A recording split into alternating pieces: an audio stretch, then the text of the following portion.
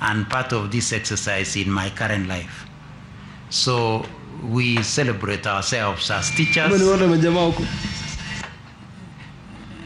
I'm not sure whether, but that's one of our teachers also. And celebrating with us for the job that we have done. But once again, my colleague teachers who have been in this journey, I want to say you are a special cohort of human beings. And I always say, and I want to say again this time, that, you know, as teachers, God gave you a special responsibility. God gave you the responsibility of co-creating human beings. As of the 844, you have continuously co-created them for the last 39 years. And in that process, you have co-created in this country 26 million Kenyans through this system.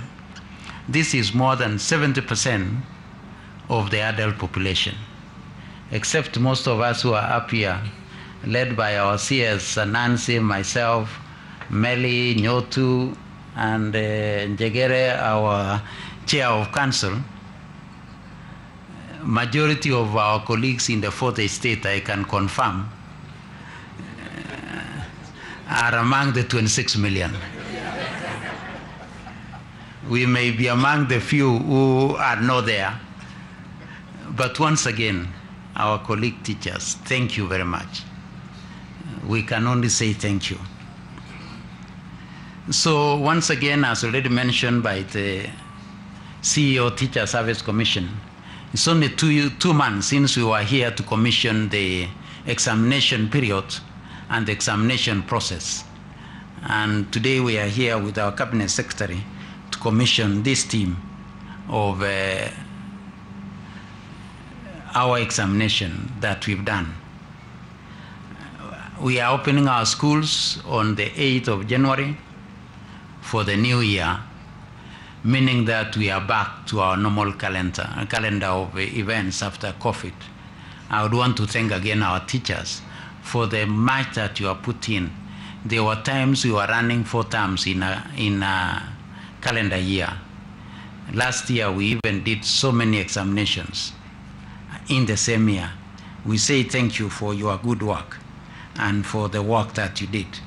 I want to thank my colleagues, PS Raymond Omolo of Interior, PS Engineer Tanui of ICT, PS Professor Kisiangani of Communication, and all the teams that were there, the CA, the Communication Authority, our cybercrime team, for this work that they have done this year. We say thank you very much.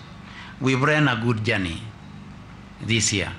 For those of us from the County of Champions, when you run a natural race and win, the same way Kipchoge ran 1.59, this is just like running sub 2 hours in a marathon and running it clean.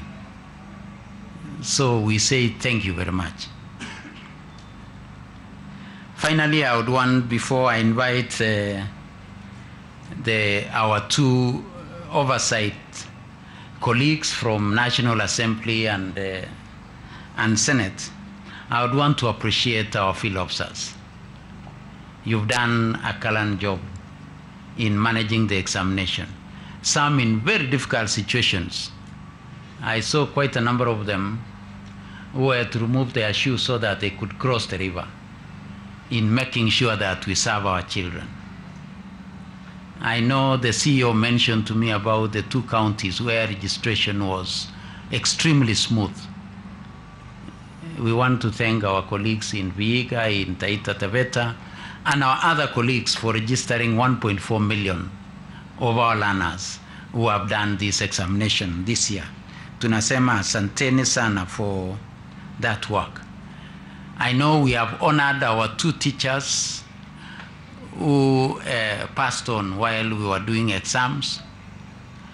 On behalf of all of us, we would also want to honor the policeman that we lost in Siaya while being there to ensure that the environment in which our children were doing the examination was conducive.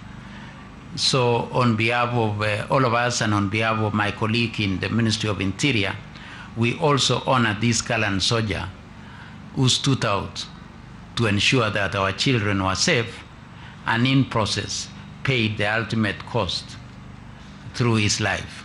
So again, we honor that police officer in Siaya for the good work that he was doing for our children. So tunasema asante sana, and may his soul rest in eternal peace.